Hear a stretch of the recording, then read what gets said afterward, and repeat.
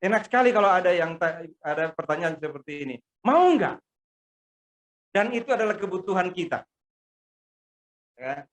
J, mau nggak J? Mau. Tapi kalau bukan kebutuhan kita, kalau ada pertanyaan bilang begini, mau nggak? Ada yang mau nggak? Kecuali itu yang kita butuhkan. Ya. Tetapi ada seseorang yang sangat luar biasa ketika dia bilang begini, kalau Tuhan mau, terserah pada Tuhan. Saya datang sekarang di hadapan Tuhan. Kalau Tuhan mau, yang saya bilang tadi, kalau ada orang tanya, maukah? Itu sesuai dengan kebutuhan, kita bilang, mau. Ya kan? Kalau saya butuh sekali, kalau Pak Sony mau duit, jarang sekali Pak Sony begini. Gimana? Jarang. Pak Sony mau duit, cuma gini, atau begini. Nggak akan ditanya, bagaimana? Apa? Ya kan? Atau ada sesuatu yang saya mau. Tapi kalau bilang begini, kalau engkau mau Tuhan, kalau engkau mau Tuhan, engkau dapat menyembuhkan saya. Kalau engkau mau Tuhan. Berapa banyak di antara kita yang bilang pada Tuhan seperti itu kalau kita ada masalah. Kalau masalahnya cuma ringan, nggak terlalu apa-apa. Ya. Kalau masalahnya cuma ada sesuatu yang kecil saja, kita bisa atasi sendiri, mungkin tidak terlalu bermasalah. Tapi orang yang bilang begini, jika engkau mau Tuhan, jika Tuhan mau, Tuhan dapat mentahirkan aku. Orang itu adalah seorang yang berpenyakit kusta. Seorang yang mengalami kusta. Puji Tuhan sekarang, Dr. Meli sudah bisa disembuhkan ya kusta ya.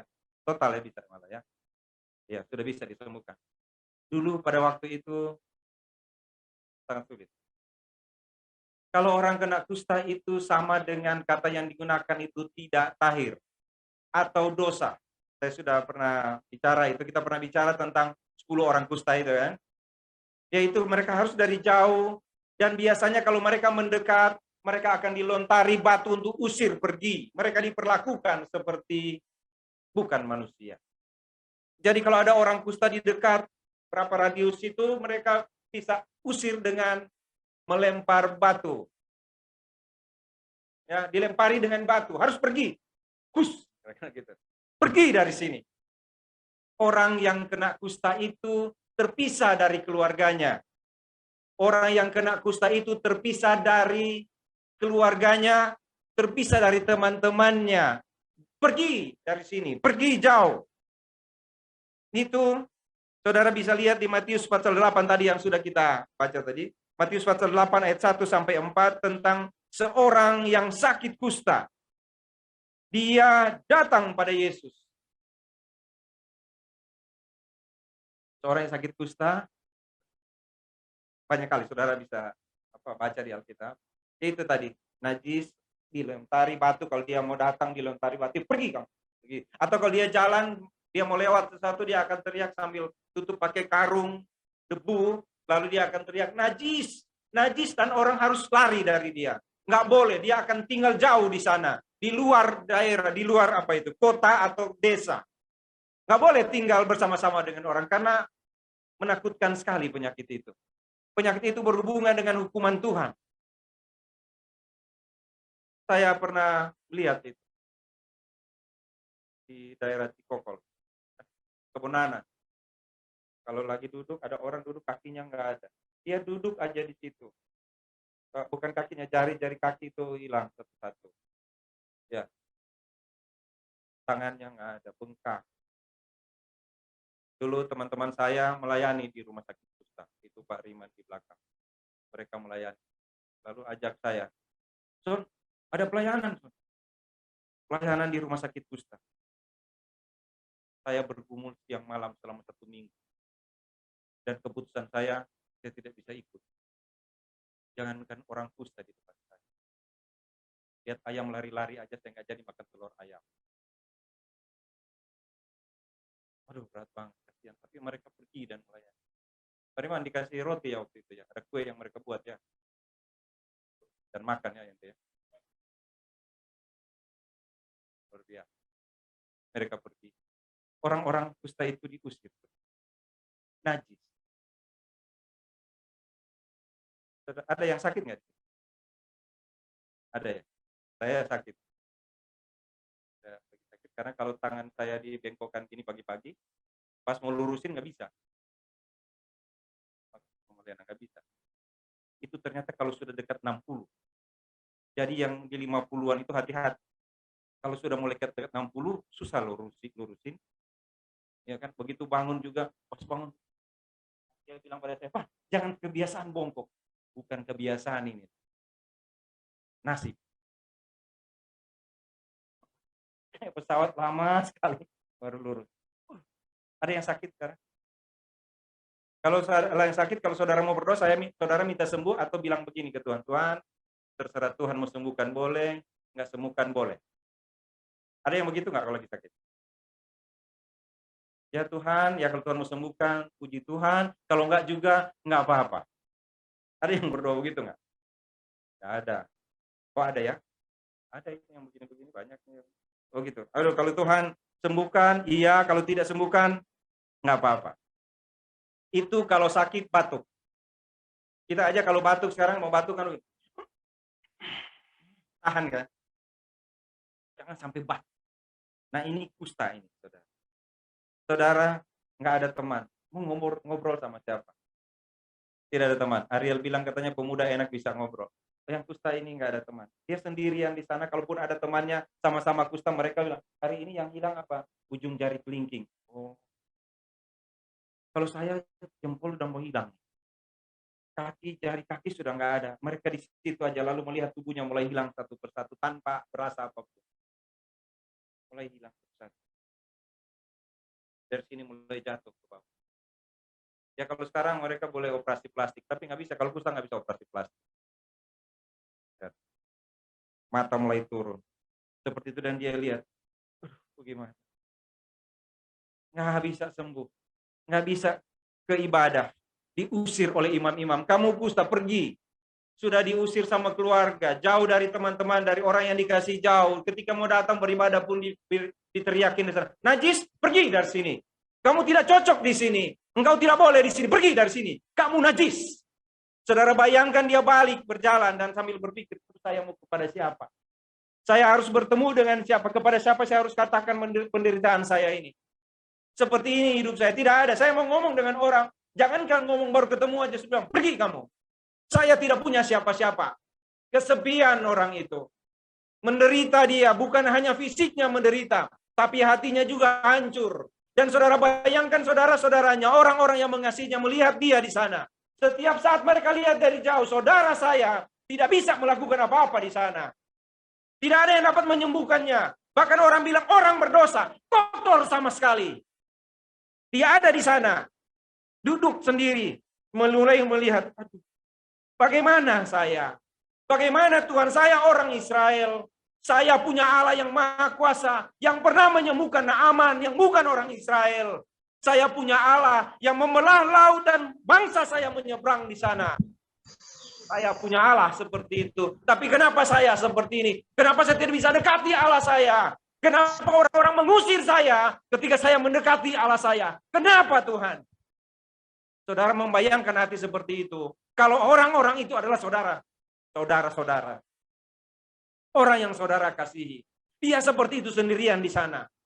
Nggak bisa apa-apa. Dari jauh dia lihat ada orang di sana. Di atas bukit. Sedang berkhotbah. Berbahagialah kamu. Kalau karena kebenaran kamu dinista. Berbahagialah kamu. Kalau kamu miskin di hadapan Allah. Dari jauh dia lihat. Ada orang-orang, ribuan orang di sana. Yang sedang mendengarkan seorang guru mengajar. Dari jauh dia lihat. Ada seorang guru. Dan semua orang terpesona padanya. Saudara yang kasih dalam Tuhan Yesus. Apakah muncul harapan di hatinya ketika itu? Saudara tolong ingat. Orang itu tidak bersama dengan orang-orang yang mendengar Tuhan Yesus berkhotbah. Pasal 8 ini. Itu kan ada rentetan dari pasal 5 kan. Saudara perhatikan sampai di pasal 7. Itu tentang pengajaran-pengajaran Tuhan Yesus. Sampai di ayat yang ke-29 dikatakan. Dia mengajar mereka seperti orang yang sebagai orang yang berkuasa. Tidak seperti ahli-ahli Taurat mereka. Selesai mengajar, Yesus turun dari bukit. Dan orang itu lihat, ada dia yang turun dari sana. Menurut saudara, apakah dia ada terbitkah harapan di hatinya?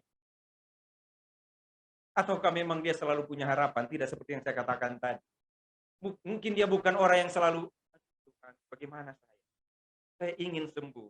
Tapi kalau kita tahu ada penyakit yang tidak bisa disembuhkan, ada banyak orang yang tidak lagi berdoa minta disembuhkan. Orang-orang akan bilang, Tuhan jadilah kehendak-Mu. Tapi tolong supaya tubuh saya jangan terlalu. Tuhan tolonglah saya. Kalau bisa Tuhan ambil secepatnya nyawa saya. Tapi jangan taruh saya di neraka, Tuhan. Taruh saya di surga bersama dengan Engkau. Saya tidak bisa apa-apa sekarang. Saya sakit, Tuhan. Kalau bisa ambillah nyawa saya. Saudara tahu, berkali-kali saya mendengar kata-kata seperti itu ketika saya berada bersama-sama dengan orang-orang sakit. Dengan orang-orang tua yang sudah sakit, dia bilang pada saya, Sony, berdoa. Tuhan ambil saja saya. Supaya saya segera tinggal dengan Tuhan. Ada yang kalau sakit berdoa seperti itu? Tapi ada orang yang punya iman yang sangat, Tuhan, Sony berdoa. Tuhan akan sembuhkan saya. Saya sangat percaya Tuhan sembuhkan saya. Tapi satu yang paling penting sebenarnya ketika menghadapi masalah itu. Ketika dia bilang, Tuhan ambil nyawa saya. Saya selalu tanya kepada orang yang berkata seperti itu. Apakah ibu atau bapak sangat tahu kalau meninggalkan dunia ini, kemana ibu dan bapak akan pergi? Jangan minta Tuhan ambil nyawa saya, tapi masuk neraka. Ya kan?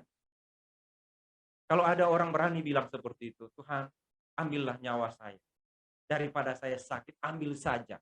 Saya percaya orang itu tahu kalau dia meninggalkan dunia ini, dia akan pergi tinggal bersama-sama dengan Tuhan. Iya, saudara? Kalau dia bilang, Tuhan, apapun yang ada pada saya di dunia ini adalah milik-Mu. Engkau yang memiliki hidup saya. Kalau Engkau ambil nyawa saya, kira-kira orang itu akan berpikir kemana? Ke surga apa ke neraka? Pasti berpikir ke surga, kan? Dan saya baru ngomong dikit. Saya bilang gini, orang yang mau ke surga itu haruslah orang yang tidak ada dosa. Orang yang datang pada Tuhan yang kusta, tapi saya belum mau bahas hari ini, karena ada 3 pembahasan untuk pembacaan ini. Yang pertama tentang orang kusta, dan itu yang kita bicarakan hari ini. Yang kedua orang-orang lain, dan yang ketiga Tuhan Yesus. Kalau kita bisa bicara 3 bagian ini hari ini, saudara pulang jam 3. Ada yang mau pulang jam 3? Jangan jam 3, ini kan baru setengah 11. Lewat 15 menit lagi, saudara udah mulai begini. Ya kan? Turun pelan, naik cepat. Itu latihan otot. Jadi baru 1 aja yang kamu bahas. Nanti minggu lagi 3. Kalau Tuhan Yesus belum datang hari Rabu. Ya. Kalau Tuhan Yesus sudah datang, khotbahnya batal, saudara-saudara sudah di surga semua. Dan saya juga. Masa saudara pergi saya tinggal? Tega banget. Ya kan? Kenapa saya percaya itu? Karena saya bilang tadi, orang yang mau datang pada Tuhan kotor, apa namanya? Lepra ya? Lepra ya? Kusta datang pada Tuhan sembuh, benar ya? Kalau saudara baca di sini dia jamah sembuh. Ya kan? Kalau manusia biasa, orang kusta datang ketularan, benar ya? Iya kan? Kalau orang kusta datang kepada orang sehat, ketularan. Ya, tapi kalau orang kusta datang pada Tuhan, tahir. Kalau orang berdosa datang pada orang berdosa, dosanya tambah banyak. Kalau orang berdosa berusaha untuk membuat dia tidak berdosa, pasti tambah banyak dosanya. Sama dengan orang kusta itu, nggak bisa apa-apa. Ini sebenarnya khotbah ketiga, tapi nggak apa-apa lah sekarang daripada saudara pulang jam 2. Okay? Kalau orang berdosa datang pada yang lain selain kepada yang tidak berdosa, tetap dosanya. Saya ulang. Kalau orang berdosa datang kepada sesuatu yang bukan tidak berdosa, maka dia tetap berdosa. Tetapi kalau orang berdosa datang pada yang tidak berdosa, dosanya akan dihapuskan. Saudara mengerti siapa dia? Tuhan Yesus, benar nggak? Kalau orang berdosa datang kepada orang berdosa yang sok suci datang kepada orang berdosa yang tidak suci. Padahal sama-sama berdosa sih. Cuma satu nama suci, satu nama apa kali ini. Kalau dia datang lalu kesentuh, kusta datang pada yang tahir, ketularan kustanya. Tapi kusta datang pada Tuhan Yesus, kustanya tahir. Kalau orang berdosa datang pada orang berdosa, orang-orang berdosa berkumpul membuat dosa makin kelihatan. Ya, tapi kalau orang berdosa datang pada Tuhan, Tuhan bilang apa? Aku mengampuni segala dosa. Berapa dosa yang Tuhan ampuni? Semua, Pak Tep. Semua. Ada yang sisa. Ada nggak dosa saudara masih sisa? Rupa Suni, terima kasih Tuhan sudah ampuni. Sudah sampai sini, Pak. Tinggal dikit. Ada yang begitu nggak? Hah? Tinggal dikit. Puji Tuhan, tinggal dikit, Pak. Sama kayak COVID. Sudah tipis kan? Sudah bagaimana? Sudah di swab? Sudah. Tapi katanya tinggal dikit. Tinggal dikitnya bagaimana juga saya nggak tahu. Mau banyak atau dikit namanya COVID. Nggak ada urusan. Iya kan? Ada teman saya, dia COVID sudah 2 kali kena. Lalu dia bilang pada saya, Pak Sony, saya sudah S2. Karena 2 kali. Baru 2 aja udah sombong. Padahal ada teman saya 3 kali. Bahkan ada teman sampai mati loh. Nggak sombong tuh yang mati. Diam-diam aja dia. Kalau orang berdosa datang pada Tuhan, lalu Tuhan Yesus ampuni, menjadi apa? Diampuni kan? Berapa dosa? Semua dosa. Saudara adalah orang-orang yang percaya Tuhan Yesus ampuni dosanya? Saya nggak mau minta tunjuk tangan. Ini aja. Saudara percaya nggak Tuhan Yesus ampuni dosa saudara? Kalau nggak percaya, keluar. Percaya ya? Berapa dosa yang Tuhan ampuni? Berapa? Seluruh dosa sekarang. Kalau Tuhan ampuni seluruh dosa sekarang saya di sini, lalu saya jalan. Masih ada pengampunan nggak? Masih ada? Ya. Tuhan mengampuni semua dosa saya. Iya. Seluruh dosa saudara diampuni Tuhan. Lalu saudara jalan. Masih ada pengampunan nggak? Masih ada. Ya. Bagaimana kalau Tuhan ampuni dosamu lalu, sekarang dan akan datang? Begitu nggak kira-kira pengampunan Tuhan? Seperti itu kan? Lalu kalau ada orang takut nanti masuk neraka, kasihan sekali. Kalau ada orang percaya Tuhan Yesus tapi takut. Tapi kalau ada orang percaya bilang begini, aduh saya masih selamat nggak ya? Saudara sedang menghina Tuhan. Yang di rumah juga begitu. Kalau masih percaya, masih takut bahwa Tuhan sudah ampuni dosamu dan engkau masih bilang, aduh nggak tahu ya, mudah-mudahan sih dia ampuni, jangan sampai ada yang ketinggalan gitu. Coba kayak cuci motor gitu. Sampai di sudut-sudut dia bersihin kan? Mudah-mudahan ya Tuhan ampuni semua dosa, karena kalau mau tinggal di surga sana harus tidak ada dosa. Kalau saya masih ada dosa dikit, nggak bisa masuk di sana. Mudah-mudahan Tuhan ampuni dosa saya seluruhnya ya. Kalau masih begitu, saudara sedang menghina Tuhan. Kenapa? Tuhan bilang apa? Mengampuni segala dosa. Ya? Itu, kalau yang kita mau bahas ini baru kusta. Dia sembuhkan berapa kusta? Masih ada sisa nggak kustanya di ujung sini? Nggak ada, semuanya tahir. Begitu juga dengan dosa, bahkan lebih dari itu. Saudara yang kasih dalam Tuhan Yesus, dia lihat tubuhnya, aduh, bagaimana saya? Seperti apa? Apa yang saya mau buat? Tapi yang baru saya bilang tadi, dari pasal 5 sampai pasal 7, Tuhan Yesus ada di atas bukit dan berkhotbah. Dan dia lihat, ini harapan saya. Saya pernah tahu punya Allah yang menyembuhkan Naaman. Ya kan? Menyembuhkan Miriam. Ada orang-orang yang disembuhkan oleh Elia. Ada. Allah itu hebat. Saya lihat dia di sana, ada seseorang di sana yang berbeda dengan orang lain. Ribuan orang duduk dan mendengar dia bicara di sana. Banyak sekali orang di sana. Pasti bukan orang biasa. Di 10 orang dan di lain itu mengatakan yang sakit kusta, Rabi. Rabi itu yang saya sudah pernah katakan artinya engkau guru yang tidak ada guru lain lagi selain engkau. Sekarang dia menggunakan kata, dia datang yang sakit kusta itu, sujud menyembah dia dan berkata, Tuhan, jika Tuhan mau. Dia nggak teriak dari jauh, saudara. Dia nggak dari jauh teriak. Tapi dia datang pada Yesus. Saudara bayangkan waktu dia datang. Ada orang banyak di situ, lalu kusta datang. Dari pakaiannya aja sudah khas, penyakit kusta. Lalu dia datang pada Yesus. Kira-kira orang-orang yang ada di sekitar situ gimana reaksinya ya? Waktu dia datang, bukankah akan memberi jalan, bukankah dia menjadi orang yang sangat terhormat ketika datang pada Tuhan, sekalipun dia adalah seorang yang kusta?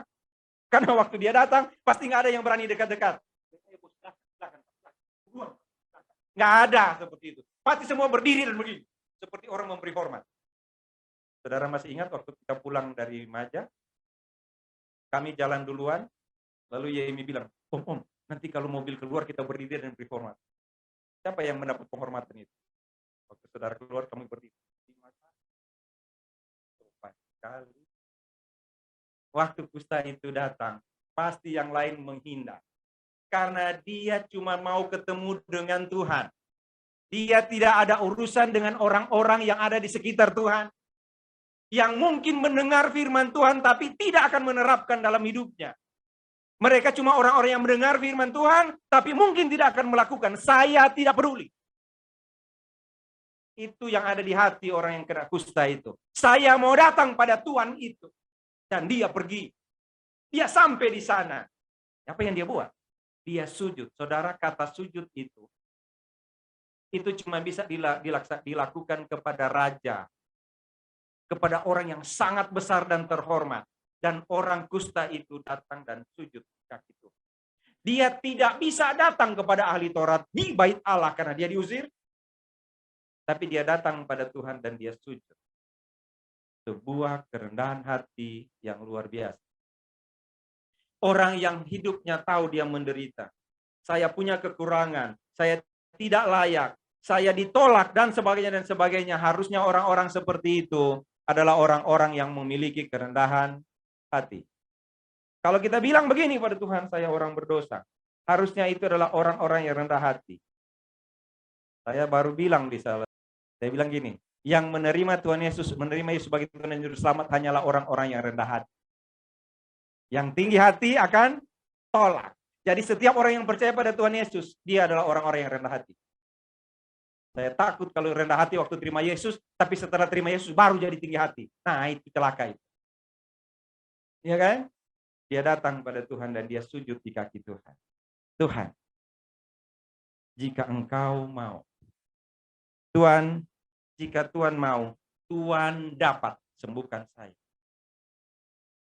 Bayangkan kalau Tuhan bilang begini, oke, saya mau tunggu ya beberapa waktu ya. Kira-kira dia masih mau berdiri di situ. Bisa jadi dia masih berdiri. Ketika dia datang pada Tuhan, dia sujud, menyembah kepada Tuhan. Lalu dia bilang, Tuhan, kalau Tuhan mau, Tuhan dapat menyembuhkan saya. Lalu Tuhan bilang padanya, mau saya. Tunggu ya. Kalau bisa minggu depan kamu balik lagi, ya, saya sembuhkan. Tapi kalau saya belum lagi sibuk, 2 minggu kamu balik lagi. Ya. Tapi kalau saya ada di Galilea, ya kamu 3 minggu balik lagi. Boleh? Kira-kira orang itu mau bilang apa? Kalau dia mau sembuh dan dia percaya Tuhan itu bisa sembuhkan, dia akan bilang, nggak apa-apa Tuhan, mau tahun depan sekalipun, mau bulan Januari nanti kalau saya balik lagi ke Amerika, nggak apa-apa Tuhan. Belum sekarang juga nggak apa-apa, nanti juga nggak apa-apa. Tapi kalau Tuhan mau, Tuhan dapat menyembuhkan saya. Kalau Tuhan mau. Ada yang berdoa seperti itu pada Tuhan. Tuhan, kalau Tuhan mau, Tuhan sembuhkan saya. Kapanpun yang Tuhan mau. Waktu Tuhan saja. Karena saya jago sekali Tuhan kalau nyanyi. Waktu Tuhan, waktu yang terbaik. Karena kalau nyanyi lagu itu air mata saya jatuh Tuhan. Jadi terserah Tuhan. Boleh sembuhkan sekarang, boleh nanti. Kalau Tuhan mau, terserah. Ini masalah berat Tuhan. Mau bayar ini belum ada, belum ada. Tapi kalau Tuhan mau, terserah Tuhan. Tuhan saja. Ada yang begitu nggak berdoa. Jangan sampai bilang menggunakan kata Tuhan, tapi Tuhan. Jangan sampai bilang Tuhan, tapi yang di hatinya bilang Tuhan. Jangan sampai ada orang yang bilang, Tuhan, hamba minta tolong. Tapi Tuhan, sekarang. Itu orang paling durhaka. Dia bilang Tuhan, tapi maunya dia yang jadi Tuhan. Berapa banyak di antara kita yang kalau berdoa, Tuhan ini masalah, bereskan Tuhan. Apa yang kurang yang saya lakukan? Bukankah saya sudah begini. Orang kusta ini terbalik, saudara. Dia bilang, kalau Tuhan mau, Tuhan dapat menyembuhkan saya. Lagi ada masalah sekarang? Oh, itu paling enak banget kalau ditanya. Coba kalau ditanya, saudara masih punya masalah, semua akan begini. Oh, bagus sekali, sopan dan teratur. Berat masalah saudara? Sudah berdoa? Sudah dijawab Tuhan? Sudah jawab Tuhan? Nggak tahu tuh Tuhan itu. Ada kan? Enggak kali. Apa sih kurang Pak Sony? Senin saya berdoa pagi-pagi, Selasa. Sampai Minggu saya datang gereja, duluan saya datang. Belum buka gereja saya udah masuk. Belum buka udah masuk ya. Tapi kok kenapa ya Tuhan kok kayak nggak dengar ya? Sony banget itu. Saya banget itu. Ya. Saudara banget. Tapi hari ini kita ditegur pelan sekali sama orang kusta ini. Dia bukan pengkhotbah, dia tidak berdiri di mimbar ini, tapi dia ditulis oleh Matius di sini. Dia ditulis oleh Markus, ditulis oleh Lukas, atas ilham Roh Kudus ditulis karena orang itu bilang, jika Tuhan mau. Tuhan, kalau Tuhan mau, engkau akan lakukan ini. Dan saya akan sabar menunggu sampai waktu Tuhan tiba. Sakit sekali Tuhan. Sangat sakit. Pergumulan ini sangat berat. Karena kita kalau bicara pergumulan, paling berat. Coba kalau bilang begini, aduh Pak, saya bergumul sudah 18 tahun, baru 18 saya 19. Aduh Pak, saya sudah 19 tahun, ya ampun baru 19, saya menikah dari tahun 90, coba itu. Waduh, kamu kira gampang. Iya kan? Makanya yang paling banyak pergumulan itu orang-orang tua, kasihan itu. Yang di atas 60. Itu kalau saya lihat muka mereka kasihan. Karena berat pergumulan mereka. Dia pikir dirinya sendiri, istrinya, suaminya, anaknya, menantunya, cucunya. Banyak kan? Yang muda-muda baru masalah dikit. Anak belum ada, menikah belum. Atau anak baru 1, baru 2, baru 5, baru 7. Sudah berat sekali hidupnya. Jalan doa. Bagaimana ini Pak Sony? Menurut Pak Sony, Tuhan dengar nggak doa saya? Saya langsung bilang, enggak. Kok Tuhan nggak dengar? Emang saya Tuhan. Tanya ke Tuhan lah. Orang tanya ke saya. Bilang ke Tuhan, tanya ke saya. Pernah nggak orang bodoh kayak begitu? Pernah lihat nggak? Ada kan orang bodoh begitu kan? Dia berdoa pada Tuhan ke sana. Terus dia tanya pada saya. Pak Sony, kira-kira Tuhan dengar? Lo muter kepala. Menghadap sana. Ya kan? Tanya ke Tuhan. Tuhan dengar nggak? Lalu Tuhan nggak jawab. Dia bilang, itu kan nggak dengar. Dia nggak jawab. Kalau saya Tuhan, kamu Tuhan apa saya yang Tuhan sebenarnya sih? Yang Tuhan ini siapa sih sebenarnya? Kamu atau saya? Kamu bilang saya Tuhan, tapi kamu ngatur saya. Yang Tuhan kamu apa saya? Udah gantian deh. Kamu jadi Tuhan, saya jadi kamu. Mau? Boleh Tuhan. Saya nggak bisa jadi Tuhan. Nah, lalu dia duduk di kursi Tuhan sebagai Tuhan. Baru dia dengar dari sana Ibu Diana bilang begini, Tuhan mau buat kue, berkati ya Tuhan. Itu satu. Ada Ibu di sana, ada Pak Jimmy di sebelah. Bukan di situ. Tuhan, saya juga mau buat kue. Biar semua laku ya. Sana berdoa. Itu baru 2. Yang jadi Tuhan mulai mikir, saya mau jawab yang mana ya? Ada lagi yang di sana. Tuhan, saya kalau boleh sih ini hujan deras dan nggak ada orang bisa jualan. Karena saya lagi mau tanam padi di sawah. Nah lo, mau jawab mana? Ada ribuan orang, jutaan orang, miliaran orang berdoa, lalu dia bilang ke Tuhan, Tuhan gantian. Nggak jadi saya jadi Tuhan. Ya Tuhan aja yang Tuhan, saya ya tetap saya aja. Karena pusing ternyata jadi Tuhan. Tapi bukankah ada banyak orang yang menuntut Tuhan? Orang ini cuma bilang pada Tuhan, Tuhan, kalau Tuhan mau. Kalau Tuhan mau, Tuhan dapat menyembuhkan saya. Dan Tuhan selalu mau. Dan Tuhan mau adalah saat itu. Hati-hati, saudara. Ada banyak sekali kita berdoa, kita kira Tuhan belum jawab. Padahal Tuhan sudah jawab. Cuma mata kita tidak pada jawaban Tuhan. mata kita pada tuntutan kita kepada Tuhan. Ketika kita berdoa dan Tuhan jawab, kita kira Tuhan belum jawab. Karena mata kita tidak tertuju pada jawaban doa yang Tuhan berikan pada kita, tapi pada tuntutan kita. Ya Tuhan, tapi kan baru 1. Kan saya minta 7. Tuhan bilang 1 aja lo belum selesai. Ya kan? Saudara lihat?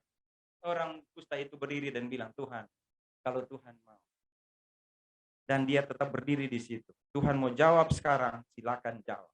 Itu sebabnya tema kita tahun ini, berdirilah teguh di atas Injil kasih karunia. Berdiri terus, saudara. Kita bilang pada Tuhan, belajar dari orang kusta ini. Kita bilang pada Tuhan, Tuhan, saya sakit, saya najis.